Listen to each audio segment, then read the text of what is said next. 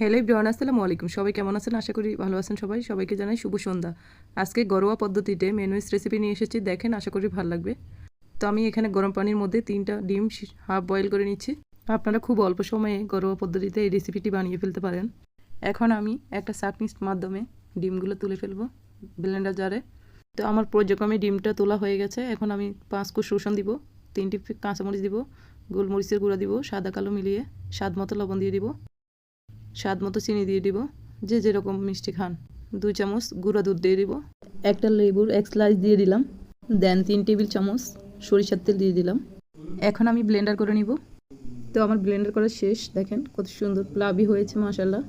তো আপনারা খুবই সহজে ঘরোয়া উপকরণ দিয়ে সুন্দর একটি মেনুইস রেসিপি বানিয়ে ফেলতে পারেন। বাচ্চারা খুবই পছন্দ করবে আর আপনাদের নিজেরও খেতে ভালো লাগবে এবং পুষ্টি সম্পূর্ণ। একটু মেনুইস থাকলে বাচ্চারা সকাল বিকাল যে কোনো নাস্তায় খেতে পারে। বিশেষ করে ব্রেড দিয়ে তো অনেক পছন্দ করে আমার বাচ্চারা।